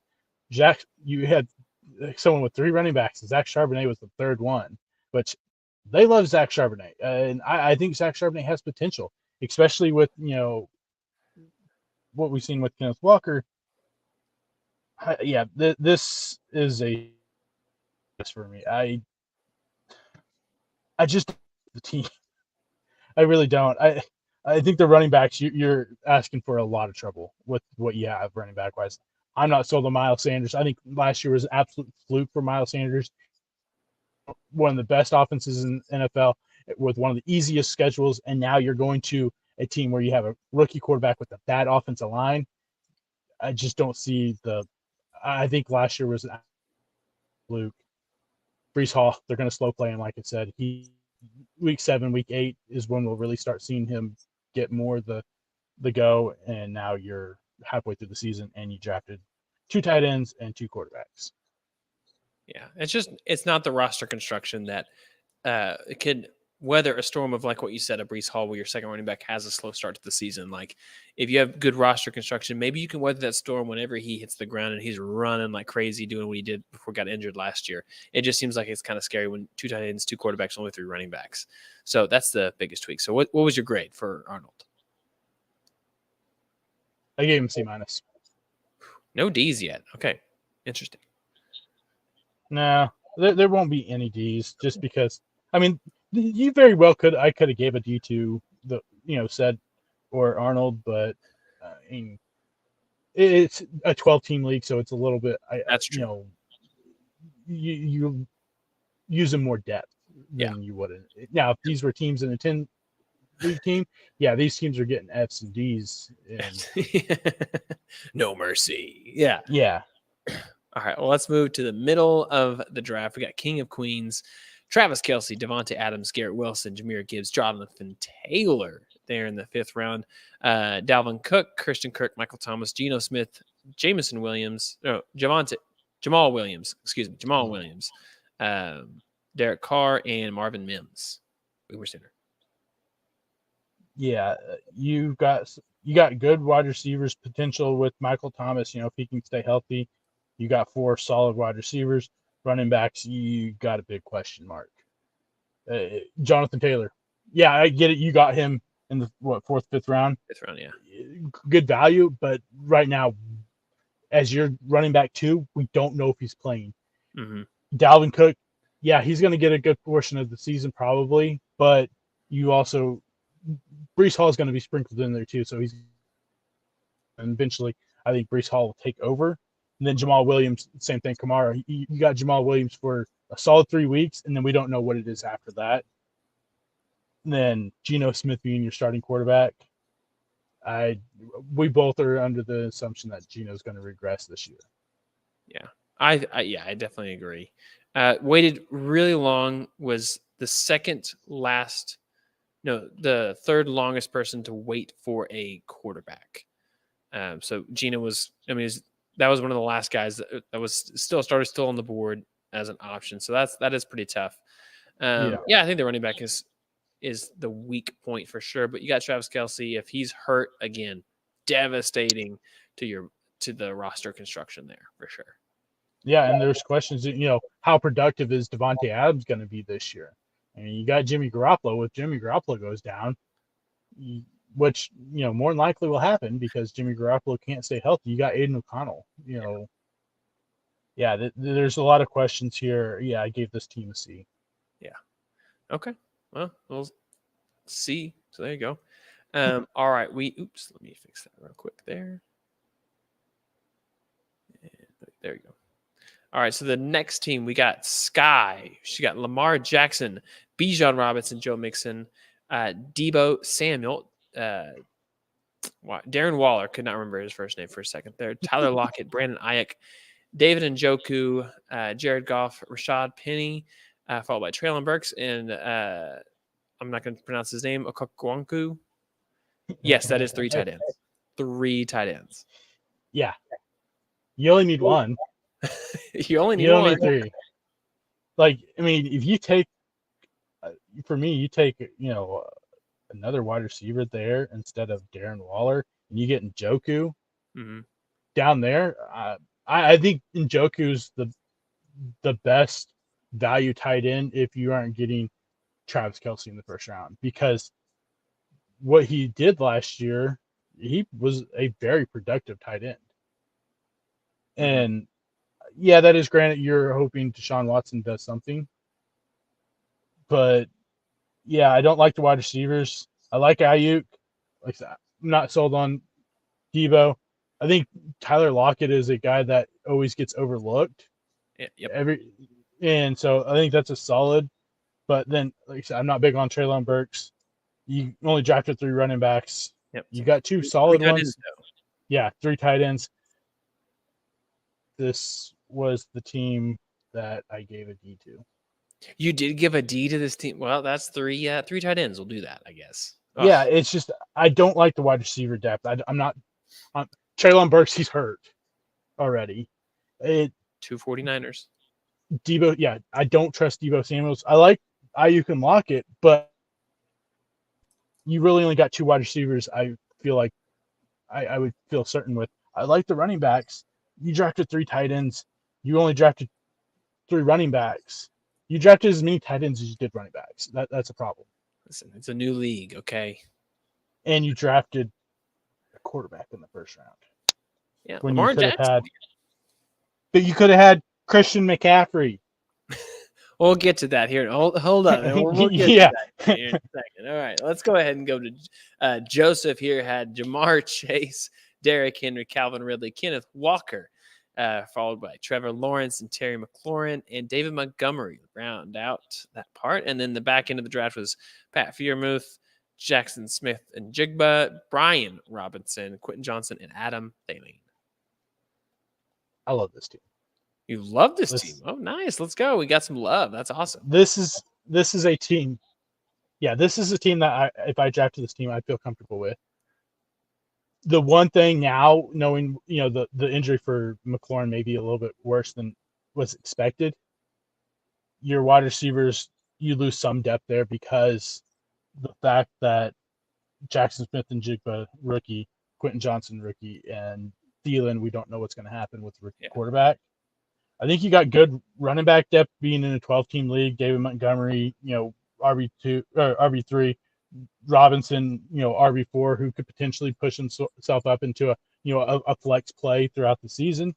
I like the stacking of Calvin Ridley, Trevor Lawrence. That's what I've been trying to do in a lot of my leagues.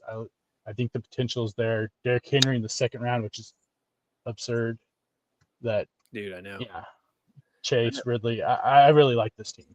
It is a great team. I like that, but it have some of your key guys: Calvin Ridley, Trevor Lawrence. I mean, 2 of your guys that you just always love. So it's perfect. Late tight end as well. So people were wondering what's the difference. Late tight end, mid quarterback. One of the only person who took a quarterback in the middle of the rounds. So yeah, and I mean you got Freiermuth too, who there is some concussion worries there with him. He has had a lot of concussions, but when he's on the field, he is a very productive tight end. And I think Kenny Pickett takes a step forward this year. And I think Freiermuth, if he's healthy, is along for the ride with them. Yeah. All right. What was your grade? I gave this one an A. An A, a solid A. Let's go. Way to go, Joseph. What a solid team here. Yeah. All right. So we got to move on now to Alejandro. We got Justin Fields, Saquon Barkley, Devontae Smith, DJ Moore, J.K. Dobbins, James Conner, Johan Dotson, Kirk Cousins, Anthony Gibson, Cortland Sutton, Dalton Kincaid, and Sam Laporta. 2 tight ends, but in the last rounds. Yeah, see that I'm okay with because they're both rookies. You took them as a flyer at the back end of the draft. I'm okay with that's when you're taking 2 tight ends. If both of them are your last 2 picks, that's okay because at that point you're just throwing a dart at the board and hoping it sticks. Yep. Quarterback in the first round, don't love it, but luckily for him, he was able to rebound enough. I'm not big on J.K. Dobbins, but I think RB2 is not too bad, especially if with Connor and Antonio Gibson there. I think is good enough depth. I like the wide receivers a lot. I like Devontae Smith is going to be a good wide receiver one, maybe not, but 12-team league I think is solid. I like DJ Moore. DJ Moore has been one of the most underrated wide receivers in NFL since he's been in NFL. I think Jahan Dotson has a pretty good year, and I like Courtland. I think Courtland Sutton going late like he has been in a lot of drafts. 10th round. Yeah, especially with Judy now out for a while, you got you a good, potential there. If you would have just not drafted Kirk Cousins and went a different direction, maybe another running back or another, wide receiver, it don't really matter which direction you went there. Probably would have been, a little bit better for me. I gave him an A-. I think this is a good team with good potential. This is probably an A team if you get Brandon Cooks instead of Kirk Cousins. Just saying. Absolutely. Tubby loved it. All right, now we're going to move on to my team. This was absolutely insane. The first round pick, picking 10th, Christian McCaffrey, followed by Austin Eckler, DK Metcalf, Amari Cooper, Alvin Kamara, Michael Pittman, Kadarius Toney, Deontay Johnson, Brock Purdy, Sam Howell, Greg Dulcich, and Raheem Mostert. All right. Have you ever heard of a draft where you got both McCaffrey and Eckler in the first 2 rounds? No. The fact that this happened is absolutely insane. And it's all because people drafted 6 quarterbacks in the first round. And then that like Ben or Logan didn't draft Eckler on the turn is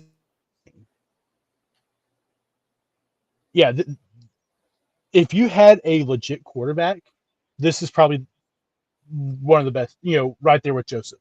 I know. I'm not sold on Brock Purdy. I do love Sam. I think Sam Howell is a good quarterback. I would have rather had Daniel Jones instead of Brock Purdy just because of the running aspect of it. Daniel Jones is a sneaky quarterback play. I mean, I think he got close to 300 points last year as a quarterback because he does have the ability to run and scramble and get touchdowns that way. Yeah.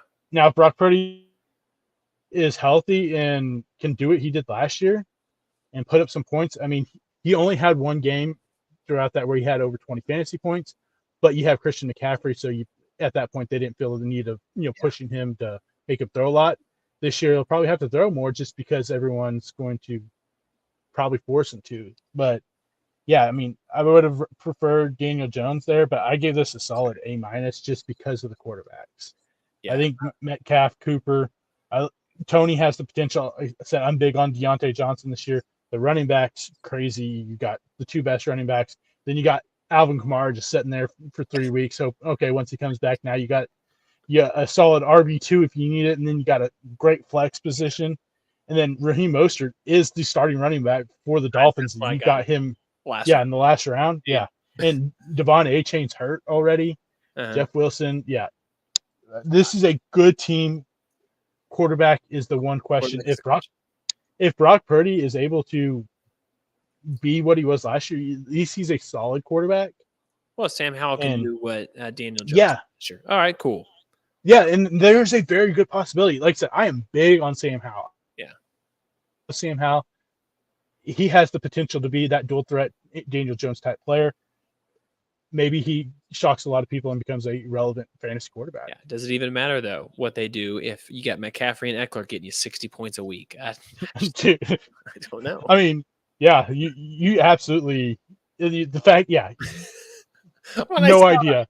I saw Kamara come back in the 5th. I was like, there's no way I can. I know because I got him after week 3 or whatever. I was like, man, we're done. Yeah. So when I saw this, I was like, what just happened? I know. And I've been big on Kadarius Toney too, because I think if he's healthy, which he's not, then he would be the number 1 target, especially if Travis Kelce's hurt, which he is. So, yeah. All right, let's go ahead and move on to Logan, who had Nick Chubb, Diggs, Etienne, Keenan Allen, Drew London, James Cook, AJ Dillon, Evan Ingram, Daniel Jones, who you just mentioned, Tyler Boyd, Bryce Young, and Zay Jones. Yeah, no, this is so if you're since a theme to this, the back half of these drafts were the better teams because so many people took the quarterbacks so early that you hurt your wide receiver and running back depth. Now, two of these teams did take quarterbacks, but they were lucky that on the turns, after they picked, on the odd rounds that turned for the even, they were able to get good depth at running back and wide receiver. And so, yeah, I think this is another solid team of Etienne, James Cook, who has a potential, big potential outbreak season this year as your running back 3, AJ Dillon is running back 4. Took a tight end late with Evan Ingram, who Trevor Lawrence proven that he loves Evan Ingram. Daniel Jones is a decent, solid quarterback, especially in 12-team league. Wide receiver wise, you did good. Tyler Boyd's I guess 12-team leagues and awful. I give this an A-. Which one do you like more, this team or my team? Give us both A-. Oh, I'll take your team. Okay, cool. It's just mine's A. Even with the quarterback, it's just the fact. Yeah, I mean, because I do like Drake London, but there's questions. Desmond Ridder, we saw last year. Drake London was one of the highest target shares wide receivers in the NFL. In fantasy wise, he wasn't there because the quarterback just couldn't get him the ball. Yeah, and that's a big part about fantasy football. So we got the last one. We got Ben going with Joe Burrow, Cooper Kupp. Ugh, gosh. T. Higgins, Najee Harris, Rashad White, Dallas Goedert, Jackson Smith and Jigba, Tua Tagovailoa, Zay Flowers, Gabe Davis, Tank Bigsby, and Gerald Everett. 2 quarterbacks, 2 tight ends, 3 running backs. It's a recipe for what? Disaster. Absolute disaster. Not saying this is a bad team, but you are set up for a bad year. With Cooper Kupp going out, now you're banking on 2 rookies or Gabriel Davis being your number 2 wide receiver. You drafted 2 tight ends. No. You got Goddard. You're good. You only drafted 3 running backs. Tank Bigsby, I guess if it's going to be your third, is okay because they seem to like Bigsby a lot, especially sounds like goal line wise. But you're banking on Rashad White and hoping that Najee Harris comes back. At first, I looked at this team. I was like, "Oh, this is a solid team." But now you got the Kupp issues. Yeah. T. Higgins being your number 1 wide receiver with either Jackson Smith and Jigba, Zay Flowers, or Gabriel Davis having to be wide receiver 2. Yeah, you're in some trouble. Yeah. So that's unfortunate, Ben. What grade did you give Ben? I mean, it's hard with the Cooper Kupp, and with what we know right now, they gave this team a C+. Okay, that's fair. What we know now, C+. That's tough being on the wheel at the very, you're picking 12th. It's already hard enough. So I'm curious about 2 things. Number one, which team did you like better, this one for Ben or the one with Sky for Lamar Jackson? Because they had talked about trading picks spots. I like Sky's a little bit better. All right, Ben, if you're listening, the running back situation I think is more solid. At least you got Lockett and Ayuk, who are solid wide receivers. I think Ayuk's going to have a big year, but yeah, I would if they're going to switch that. But still, you got to deal with the 3 tight ends. It's true. What is the what was the best team you said that had the A? Joseph. All right, so you have his team or my team. Who you taking? Come on now, man. Well, you take my team. Come on, man. Dude, I like your team. If you had, they said if there wasn't the question of the quarterback, you and Joseph would be 1A, 1B, and hard to pick between. But he's got Trevor Lawrence. He's got, I think you've got the better running back depth for sure. I got the better receivers. What are you talking about? I got better everything. I'm. Come on. We know I am right in Calvin Ridley this year. I don't know about that. I like the Calvin Ridley, Trevor Lawrence play. Yeah. But, I mean, like I said, you've got a good team. It's just that quarterback. If you had a different quarterback, I know. I agree. Even Kirk Cousins, even if you had Kirk Cousins, I mean, this is a bigger discussion, but it's the what happens with Brock Purdy. Is Brock Purdy can he be fantasy quarterback, or can Sam Howell be a fantasy quarterback is the question. No, because I like the Dulcich late round. Dulcich had a great season last year with Russell Wilson, especially towards the end of the season. I think the potential is there for Dulcich to have a good fantasy, season if Russell Wilson can throw the ball to someone other than the other team. mm-hmm. Other than the other team. Yep. That's a big, tall order. So. Yep. Big key. Well, guys, that wraps up our 100th episode. We know there's a lot of fantasy football talk, and so we appreciate you all listening, joining in, and we hope that your fantasy season is filled with some championships, some playoff runs at the very least. And if not, just don't win that toilet bowl. You don't want to be last place. So set your lineups, okay? Season starts Thursday. You're getting this podcast. It's going to be Wednesday morning. So I hope you guys are ready. I hope you're locked into the fantasy season. And stay with us. We're going to talk all the things football. You're going to want to stay in the loop because there's no one better than the one and only Tubby when it comes to depth charts, football information, anything. It's this guy. I mean, you're right there with me. We're the reason why we are like the perfect duo. It's true. They're a good deal. Yeah. All right, everyone. We appreciate you helping us get to 100 episodes. Remember to subscribe, to listen to the podcast, download it every single time. We'd appreciate that. That means a lot, but make sure you're subscribed to YouTube if you didn't already. And till then, we will see you all next week. See ya.